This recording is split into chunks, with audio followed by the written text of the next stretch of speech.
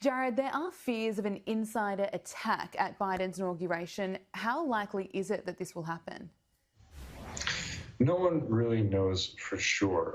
Right now, what's clear is that the security forces, intelligence forces in the U.S. really underestimated the threat of the right-wing extremism in the U.S. And even despite the fact that the Trump administration's own Department of Homeland Security said that it was right-wing extremism that was the number one terror threat to America just in the past few years. So no one knows for sure, and that's why they're taking the unprecedented step of vetting America's own members of its military for guarding the inauguration. This is unprecedented in so many ways. Do you suspect we'll see violent protests again? Yeah, I think at this point it's not a question of whether we will see violent protests again. It's just the question is to what extent we'll see them, where, and just how violent will they become.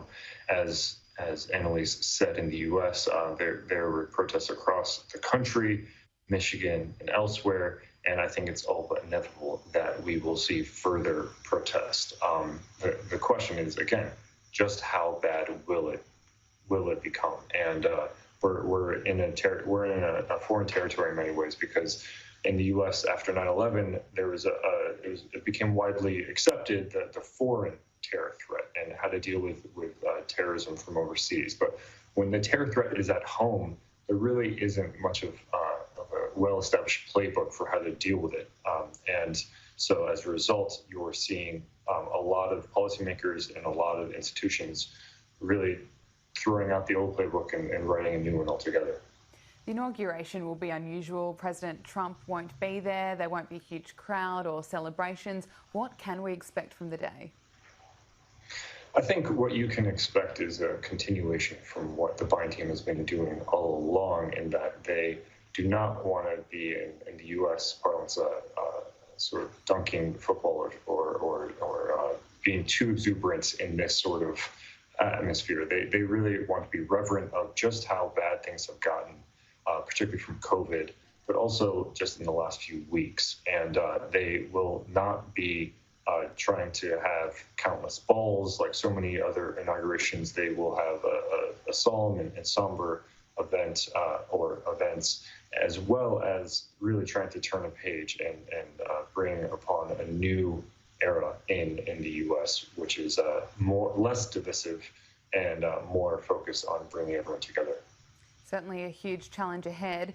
Joe Biden's also preparing a range of executive orders for his first few days in office. What will his first few days and weeks look like? Yeah, it's important to note that Joe Biden comes into the White House with arguably more Washington experience than any other president in U.S. history, with basically half a century of being in the public eye and government in one way or the other. And so a lot of presidents, including most of them since at least George H.W. Bush, when they come into office, they're really just trying to sort everything out, trying to figure out what's going on, what are the major issues they need to get done. That's not the same thing with Biden or his team. Everyone on his team, himself included, have extensive experience in Washington, and so they want to hit the ground running and have come out with a 10 days worth of executive actions and policies they want to implement right away, ranging from climate change and immigration to mandating mask wearing in federal areas, to extending the pause on student loan payments. What I think is interesting is that there's actually not a lot of foreign policy here. It's all domestic. It's all focused on the sort of at-home issues, and that sort of goes back to the Biden campaign's talk about building back better, focusing on America's core strengths before it goes out overseas again. Yeah, a few big days in US history coming up. Donald Trump is expected to issue around 100 pardons on his final day in office. He's already used the power to pardon personal and political allies. Do you have any concerns about this? Yeah, this is just something that's in the U.S. Constitution. There really is no limit to the extent that a U.S. president can use that pardon power. It's sort of the most undemocratic of the presidential powers, and I don't think it's somehow going to be changed anytime soon.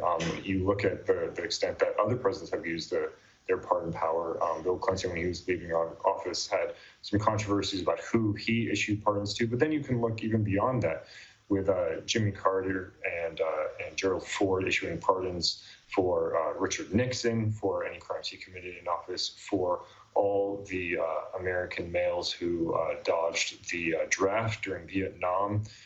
There really is no limit to the extent that the U.S. can issue his pardon power. And the only informal limit is the sort of political backlash, or sort of the tarnishing of their legacy. But I don't think that President Trump is really worried about his legacy with sort of the mainstream media in the same way that so many other presidents have been in the past, including President Obama in particular. Just finally on Trump, the second impeachment trial is coming up. How do you see that playing out? Yeah, I think anyone who tells you they know exactly how that trial is going to go is lying to you. When the Senate Majority Leader, Mitch McConnell himself, has said he doesn't know how he's going to vote in this.